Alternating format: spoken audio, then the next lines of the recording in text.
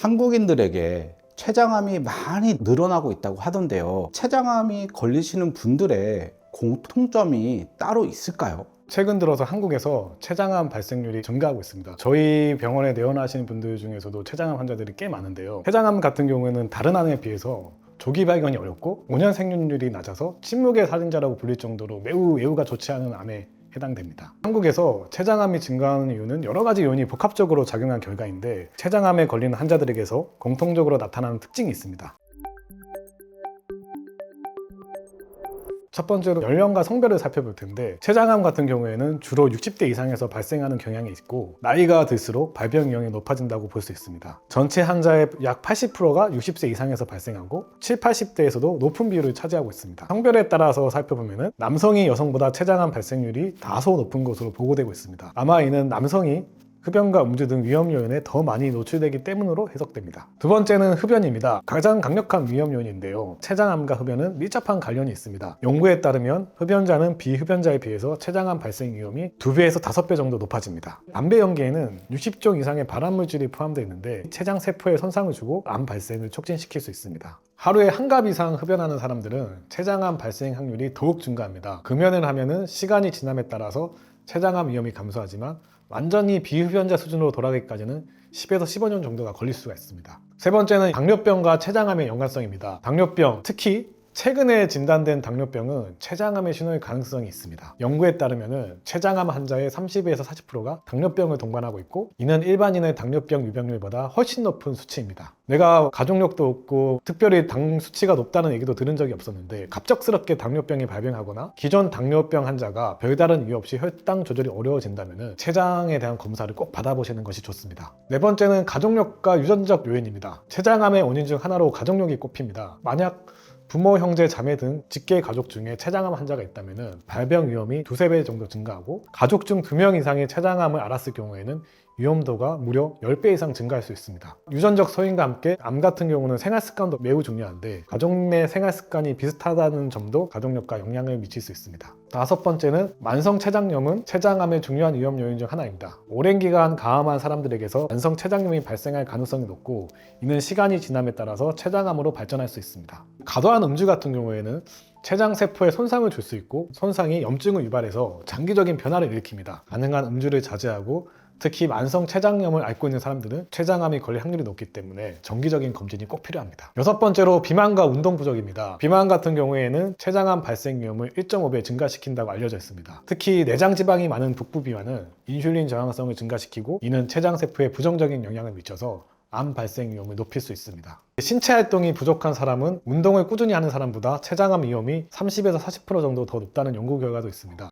적절한 체중 관리와 규칙적인 운동은 췌장암 예방에 큰 도움이 될 수 있습니다. 일곱 번째로 서구화된 식습관을 꼽을 수 있습니다. 현대인의 식습관 변화도 췌장암 증가의 중요한 원인 중 하나로 꼽힙니다. 예를 들면 햄이나 소시지, 베이컨, 가공육들은 발암물질을 함유할 가능성이 높고, 고지방 고칼로리 식품은 비만 및 인슐린 저항성과 연관돼서 췌장암 발생률을 높이고, 당분이 많은 음식, 설탕이나 정제된 탄수화물은 혈당 변동이 심해서 췌장에 부담이 되어서 췌장암 발생률을 높일 수 있습니다. 반대로 섬유질이 풍부한 채소와 과일, 통곡물, 불포화 지방이 포함된 음식 등은 올리브유, 견과류, 생선 등은 섭취를 하면 췌장 건강에 많은 도움이 될 수 있습니다. 여덟 번째로 환경적 요인과 화학물질에 대한 노출입니다. 일부 연구에서는 석유화학 제품, 금속 가공업, 농약 등의 환경적 요인이 췌장암 발생에 영향을 미칠 수 있다고 보고하고 있습니다. 휘발유 관련 화학물질, 살충제, 방사선, 석탄가스 등에 반복적으로 노출될 경우에는 췌장암 위험이 증가할 수 있습니다.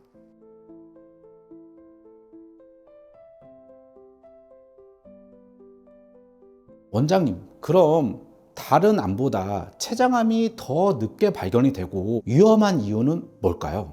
췌장암의 구조적인 이유에서 원인을 찾아볼 수 있는데, 췌장암 같은 경우는 머리, 몸통, 꼬리로 나눌 수가 있어요. 머리에 발생한 췌장암 같은 경우에는 생각보다 조기에 발견되는 경우도 많습니다. 왜냐하면 담도를 막아서 황달 같은 증상들이 바로바로 나타날 수가 있거든요. 상대적으로 몸통이나 꼬리에 생기는 암은 머리에 생기는 것보다 빈도수가 높은데, 상당히 큰 사이즈로 발견되기 전까지는 증상이 나타나지가 않아요. 머리 쪽은 황달이 나타나는데, 몸통이나 꼬리 같은 경우에는 사이즈가 증가를 한참을 해도 증상이 없고, 사이즈가 상당히 커졌을 때 등 통증, 허리 통증으로 나타날 수 있는데 통증이 나타나서 확인을 했을 경우에는 이미 사이즈가 너무 커서 본의가 돼서 나타나는 경우도 있기 때문에 이러한 이유로 초기에 증상이 특별히 없기 때문에 늦게 발견돼서 외유가 좋지 않은 결과로 이어진다고 볼 수 있습니다. 췌장암이 위험한 이유 중에 하나가 췌장암 같은 경우에는 섬유 조직으로 좀 덮여 있어가지고 항암제를 써도 항암제가 침투를 못합니다. 췌장암 같은 경우에 늦게 발견되기도 하고 조직학적인 특성상 항암제가 잘 침투하지 못하기 때문에 외유가 좋지 않은 침묵의 살인자로 불리는 이유라고 볼 수 있겠습니다. 췌장암 같은 경우에는 무조건 항암 치료는 한다고 보시는 게 좋습니다. 예전에는 초기 암 같은 경우에 일단 수술이 가능한 정도의 초기 암, 사이즈도 적고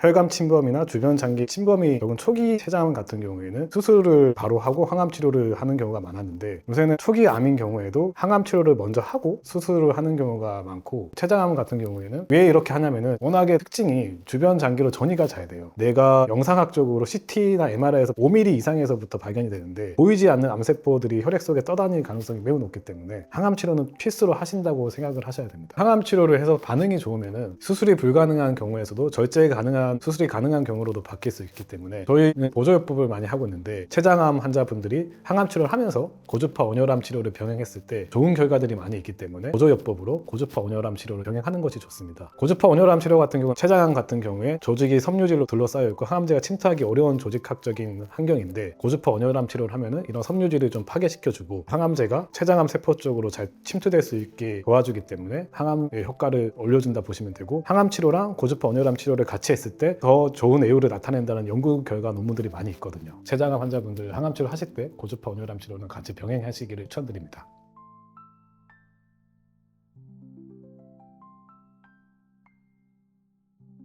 암 예방 방법은 다 알고 있지만 원장님께서 다른 건 다 못해도 암 예방을 위해 이거만큼은 꼭 하세요라는 습관이 있을까요? 강력하게 추천드리는 습관이 있습니다. 습관이라는 게 내가 없던 습관을 강요를 하게 되면 대부분이 못 지켜요. 왜냐면은 참 사람이 변하기가 쉽지 않거든요. 가능한 쉬운 거를 권유를 해드려야 되는데 다행히도 아주 쉽고 편하게 따라할 수 있고 암 환자한테 매우 좋은 습관이 있습니다. 바로 걷기입니다.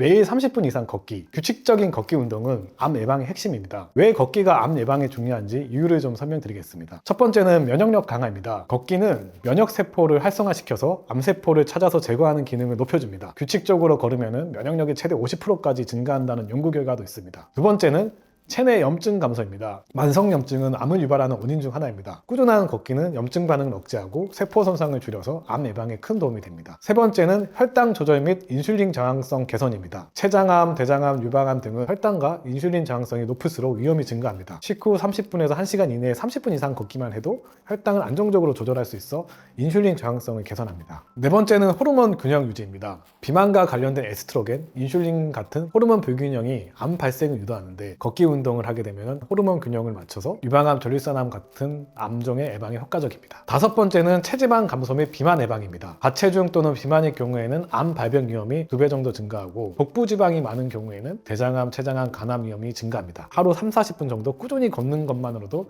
체지방 감소와 체중 조절이 가능합니다.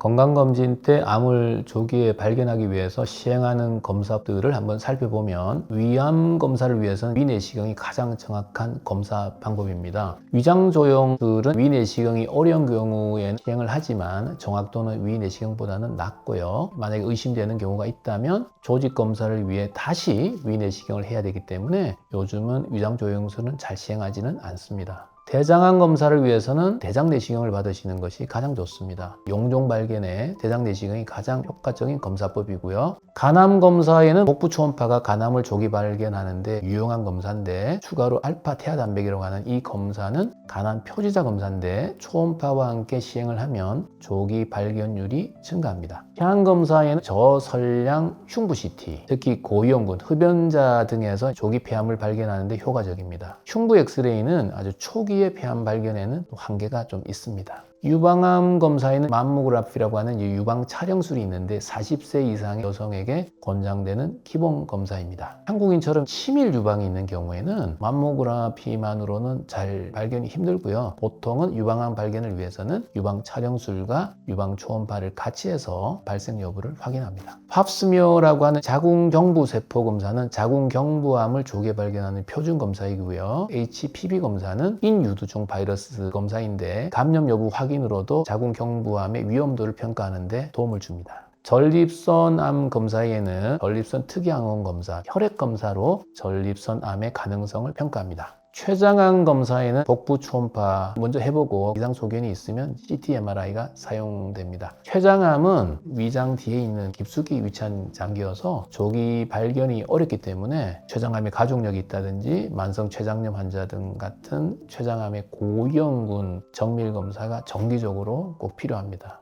특히 췌장의 꼬리 부위는 위장 가스에 가려서 더 잘 안 보입니다. CA19-9라고 하는 혈액 검사는 췌장암 표지자로 활용되는데 췌장암의 조기 발견은 한계가 있고 다른 양성 질환에서도 올라가는 경우가 흔합니다.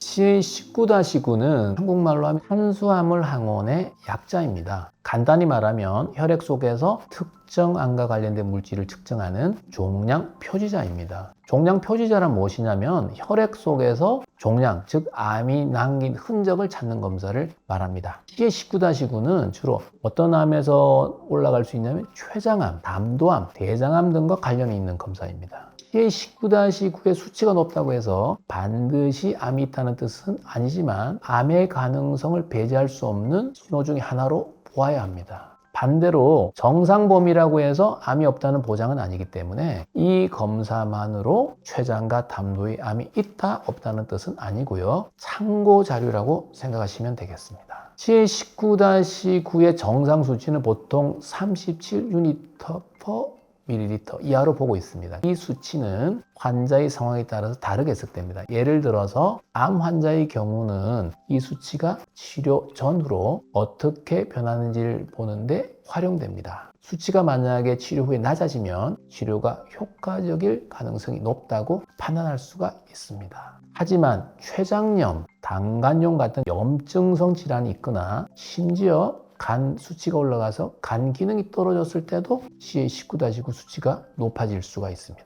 수치만으로 결론을 내리기보다는 환자의 상태와 다른 검사 결과를 종합적으로 같이 분석을 해야 됩니다. 즉 양성 질환에서는 치료만 잘하면 수치가 정상으로 떨어지지만 암이 원인일 경우에는 근본적 치료를 하지 않는 한 잘 떨어지지 않는 특성이 있습니다. 그래서 19-9가 검진에서 높게 나왔다고 해서 무조건 겁먹으실 필요는 없고요. 19-9가 만약에 높게 나왔다면 다음과 같은 단계로 접근을 하는데 먼저 추가 검사가 필요합니다. 초음파를 먼저 해보고요. 췌장과 담도의 이상 여부를 봅니다. 초음파를 해보니까 췌담도가 명확히 잘 안 보이는 경우도 많거든요. 이때는 CT 또는 MRI를 찍어서 추가 확인을 합니다. 두 번째는 반복 검사로 추이를 봅니다. 일시적인 염증이나 다른 요인으로 수치가 일시적으로 상승할 수 있기 때문이거든요. 수치가 다소 높은 경우는 원인 질환이 해결이 되면 정상으로 되거나 저절로 정상이 되는 경우도 있습니다. 세 번째는 전문의 상담을 통해서 원인을 정확히 파악해야 됩니다. 괜찮겠지 생각하시지 말고 전문의 진료를 꼭 받아보셔야 합니다. 그런데 CA19-9 검사는 두 가지 유용성의 한계를 가지고 있습니다. 첫 번째는 모든 췌장암 환자가 CA19-9 수치가 높은 것은 아닙니다. 5 내지 10%의 사람들은 특정 유전적 변이로 인해서 19-9를 생성하지 못하기 때문에 검사가 큰 의미가 없을 수도 있습니다. 두 번째는 가짜 양성 결과가 나올 수 있습니다. 앞서 설명드린 대로 염증성 질환들, 담석, 간의 질환들, 갑상선 질환 등이 이 수치를 높일 수 있기 때문입니다. 결론적으로 CA19-9는 췌장암과 같은 암을 조기에 발견하거나 치료 경과를 평가하는 데 유용한 검사는 맞습니다. 하지만 다양한 양성 질환에서 이 수치는 상승할 수 있습니다.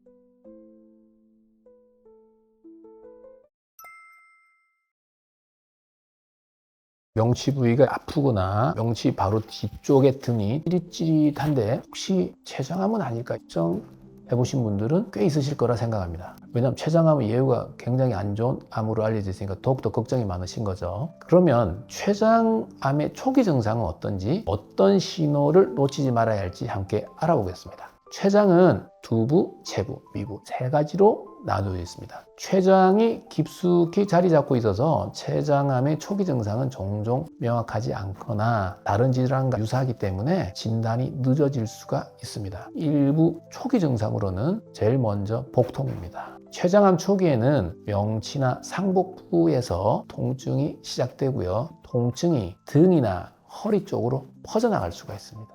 특히 통증이 식사 후에 심해지거나 특정 자세로도 완화되지 않는다면 의심해 볼 수가 있습니다. 췌장암에서 복통은 주로 췌장 자체의 종양 성장, 두 번째는 인접장기로의 압박, 초기 단계에서 이러한 통증은 잘 인지되지 않거나 약할 수가 있지만 암이 진행될수록 통증이 더 강해지고 지속적이고 일상생활에 큰 영향을 줄 수가 있습니다. 두 번째는 소화불량입니다. 췌장암은 소화효소의 분비에 영향을 미치기 때문에 쏙쓰림이 있다거나 구역질, 구토, 지방변 등이 나타날 수가 있습니다. 세 번째는 원인 불명의 체중 감소가 발생할 수 있습니다. 네 번째는 황달입니다. 간과 췌장에 가까운 위치에 있는 종양이 쓸개간을 담즙의 흐름을 차단해버리면 담즙이 배출이 안 되기 때문에 피부와 눈의 흰자위가 노랗게 변하는 황달이 나타날 수가 있습니다. 다섯 번째로는 췌장암이 진행되면서 식욕이 저하될 수가 있습니다. 여섯 번째는 당뇨병을 앓고 있지 않는 사람이 갑자기 당뇨가 나타날 수 있습니다. 췌장암이 생기면 인슐린을 분비하는데 문제가 생기기 때문입니다.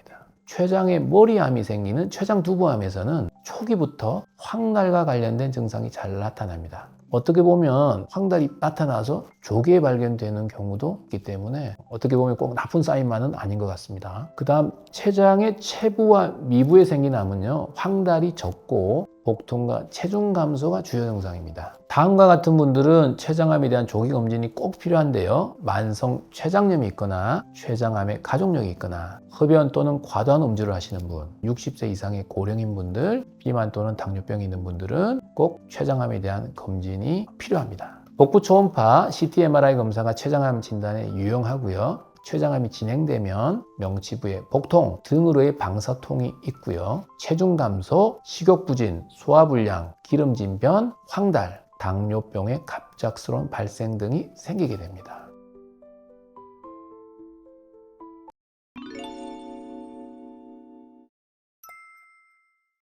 간 수치, 남자는 40 이하, 여자는 30 이하가 정상인데요. 간 수치가 약간 상승한다고 해서 느껴지는 증상은 사실 전혀 없습니다. 사람마다 약간 피로하다, 몸이 조금 이상하다 느끼는 정도인데, 하지만 간 수치가 수백, 수천, 수만을 넘게 되면 극심한 피로감, 식사를 전혀 못할 정도로 식욕이 뚝 떨어집니다. 도저히 이래서는 안 되겠다 싶어서 옷을 챙겨서 입원하러 병원에 옵니다. 간 수치 중에서도 빌리루빈 수치가 올라가면 황달이 생기는데, 빌리루빈 수치가 정상은 1.3 이하인데요. 2.5를 넘어가면 흰자위가 노래지기 시작하고 5를 넘어가면 온몸이 노랗게 변해지기 시작합니다. 간질환을 오래 앓게 되어서 간경변증이 발생하거나 급성으로 심하게 간 손상을 받으면 첫째 황달이고 두 번째 배에 물이 찬 복수가 생기고요. 흉수가 생기게 됩니다. 팔다리는 가늘어지고 배만 복수 때문에 나오고요. 실제 살이 쪄서 배가 나오는 분들은 배꼽이 들어가 있는데 복수 때문에 배가 나오는 분들은 배꼽도 같이 볼록 튀어나옵니다. 배 안에 물이 고이게 되면은 균이 잘 달라들거든요. 복막염이 잘 생겨서 배가 아픕니다. 피부에 거미 모양의 혈관종들이 생기고요. 남자분 같은 경우는 에스트로겐 대사의 영향으로 여성형 유방이 여자처럼 커지는 경우도 있습니다. 떨게 되는 플래핑 트레머가 오는 경우도 있고요. 잘 되던 숫자 계산이 안 됩니다. 93에서 7 빼기 하면 86이 잘 안 나오고 계산을 잘 못하는 경우가 많습니다. 식도정맥류나 위정맥류가 생기게 되면 피를 영화에서 보듯이 토하기도 하고, 토하지 않으면 혈변이나 흑색변으로 보게 됩니다. 간은 갈비뼈 안에 있어서 안 만져줘야 되는데 간이 커지게 되면 갈비뼈 밑으로 만져져서 간이 배 밖으로 나왔다니 하는 경우도 있습니다. 입에서 냄새가 나기도 하고요. 알부미 생성을 잘 못하기 때문에 다리가 꽤 되는데 다리를 누르면 쑥 들어가서 간몰 부종이 있다 그럽니다. 간이 안 좋으신 분들은 면역이 떨어져서 감염이 잘 옵니다. 간경화 말기분이나 간암 환자가 폐혈증으로 사실 잘 돌아가십니다. 다음으로 호흡곤란이 있을 수가 있고요. 간이 안 좋아지면 폐도 같이 안 좋아져요. 췌장이 당뇨가 발생하는데 아주 중요한 장기잖아요. 간도 중요한 장기예요. 지금까지 말씀드렸던 증상이나 사인이 있는 분들은 병원에서 꼭 간에 대한 검사를 한번 받아보셔야 합니다.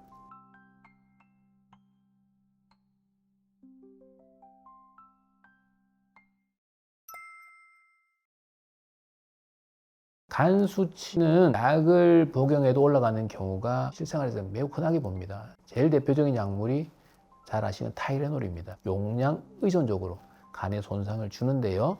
용량 의존적이란 말은 약을 많이 먹으면 많이 먹을수록 간에 독성을 더 많이 띈다 생각하시면 되겠습니다. 타이레놀 6알 3g까지는 안전하다고 되어 있는데요. 이상을 먹으면 많이 먹은 만큼 간 수치가 올라갑니다. 특히 알코올성 간염 등의 간 질환을 갖고 있는 분들이라면 적은 용량으로도 독성 간염을 유발할 수 있기 때문에 주의해야 됩니다. 반면에 많은 양을 복용하지 않았는데도 본인하고 맞지 않으면 간 수치가 올라가는 것을 면역 특발 반응이라고 합니다. 어떤 약을 먹으면 올라갈지 예측이 안 되기 때문에 무심코 먹는 약물, 식물을 우려내거나 다려낸 것들, 농축된 즙은 되도록 피하는 것이 좋습니다. 간 수치를 흔히 올릴 수 있다고 알려진 약물은 결핵약, 항생제, 소염진통제, 항진균제, 스테로이드, 고지혈증약, 갑상선약, 민간요법 등입니다. 민간약제로는 홍삼이 가장 흔하였고요. 인진숙, 인삼, 칡, 상황버섯, 개소주, 가시오가피, 녹용, 감초, 당귀, 헛개나무 있었습니다. 의사 처방약은 항생제가 가장 많고 그 다음이 소염진통제, 면역억제제인 아자치오프린, 항진균제, 진정제, 궤양성 대장염 치료제인 설파살라진 등이 있습니다. 고혈압약, 항부정맥제, 항응고제, 항혈소판제, 당뇨병약, 항갑상선약, 위산부비 억제제, 항암제, 항히스타민제 등도 간 기능 손상을 일으킬 수가 있습니다. 독성 간염의 기전은 약물의 독성 물질 자체보다는 독성 물질과 대사 물질에 대한 특정 면역 세포들이 반응하는 과정에서 발생합니다. 간 수치가 120을 넘으면 먹고 있던 약을 중단합니다. 하지만 꼭 먹어야 되는 약은 이보다 더 올라가도 지켜볼 때도 있습니다. 독성 간염의 흔한 증상은 피곤한 거고요. 황달이 생기는 거고 대부분 원인 약제를 중단하고 약물 치료를 하면 원상으로 회복이 꽤 많이 되거든요. 하지만 심한 경우는 간 부전까지 진행해서 간 이식을 받아야 되는 경우도 드물게 있습니다. 평소 간 기능이 안 좋은 분이라면 성분 미상의 약물, 농축된 즙은 가능한 드시지 말고 앞서 말씀드린 간에 부담을 줄 수 있는 약을 복용 중이라면 정기적으로 꼭 간 기능 검사를 해보셔야 되고요. 간 수치가 만약 100을 넘는다면 드시고 있는 약을 중단하고요. 어떤 약이 간 수치 상승을 일으켰는지 알아보는 것이 중요합니다. 간 수치가 약을 끊어보니까 정상으로 돌아오면 다시 드시는 약 한 가지씩 드셔보아서 어떤 약물이 본인에게 간 수치를 올리는지 한번 알아보는 것이 중요합니다.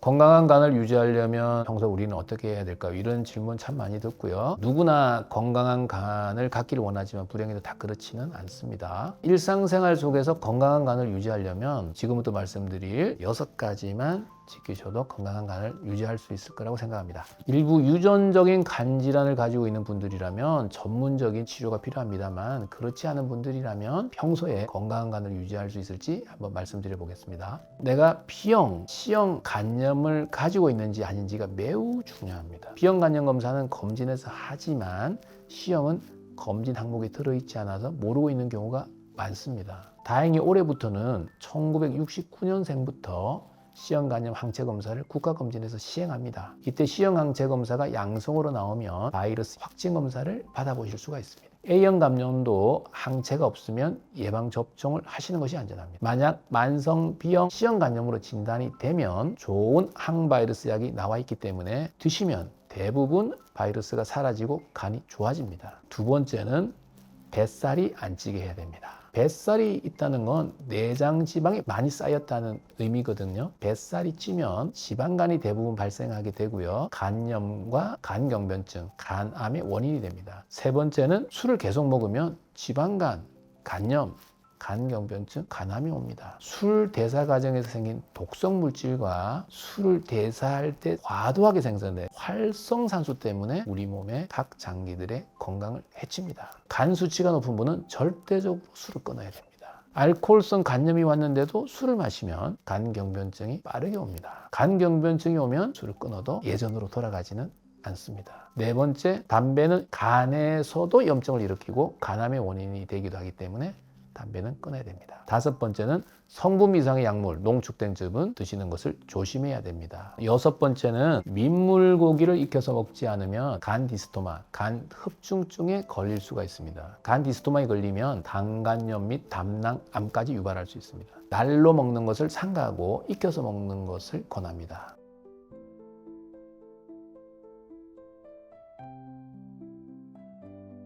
앞서 말씀드린 6가지만 조심하면 대부분에서 건강한 간을 유지할 수 있습니다. 간 검사는 정기적으로 간 초음파와 혈액 검사를 하시면 됩니다. 모두가 건강한 간을 가지시기를 바랍니다. 오늘 내용도 여러분의 건강에 도움이 되었으면 좋겠습니다. 유수영 속내과 원장 유수영이었습니다. 감사합니다.